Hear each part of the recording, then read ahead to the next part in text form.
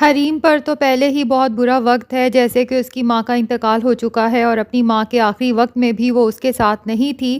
یہ افسوس اسے ساری زندگی رہے گا، لیکن اس کے باوجود بھی اس کو تکلیف دینے والوں کو ذرا بھی ترس نہیں آیا۔ ناصر نے ایک اور ویڈیو اس کی بنا رکھی تھی، اب وہ اس کو دوبارہ سے کال کر کے بلیک میل کرے گا۔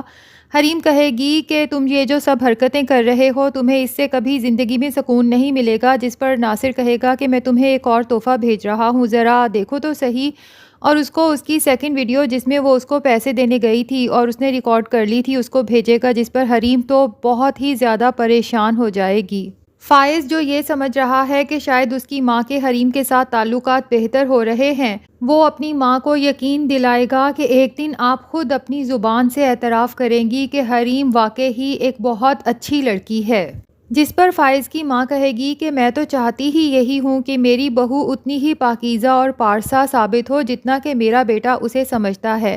کیونکہ اس نے ناصر کے ساتھ حریم کی ویڈیو تو دیکھ ہی لی ہے جو وہ جلد ہی خرید کر فائز کو بھی دکھانے والی ہے۔ بہرحال وہ فائز سے کہتی ہے کہ اگر حریم واقعی ہی اتنی ہی پاکیزہ اور پاک باز ہوئی جتنا تم سمجھتے ہو تو دیکھ لینا، اسے میں اپنی ہتھیلی کا چھالا بنا کے رکھوں گی۔ فائز تو یہ سن کر بہت خوش ہو جاتا ہے کیونکہ اسے پورا یقین ہے کہ حریم ایک دن اس کی ماں کے دل میں جگہ بنا ہی لے گی۔ اب فائز نے آفس جوائن کیا ہے تو اسے اندازہ ہوا ہے کہ اس کا بھائی تو کافی گھپلے کر رہا ہے آفس میں۔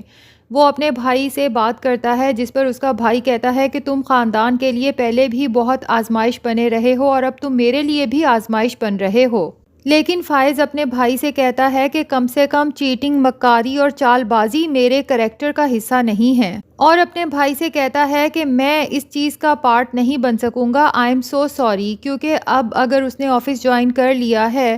تو اس کے بھائی نے اگر وہاں پر کوئی گھپلا کرنا ہے تو اسے اس کے لیے فائز کے بھی سگنیچرز چاہیے ہوں گے، لیکن فائز اس طرح کا کوئی بھی گھپلا کرنے کو تیار نہیں ہے۔ تو لگتا تو یہی ہے کہ اب فائز کا بھائی بھی اس کے خلاف ہو جائے گا اور وہ فائز کو بہت ٹف ٹائم دے گا، اور دوسری طرف حریم بھی بہت بڑی مشکل میں پھنس چکی ہے،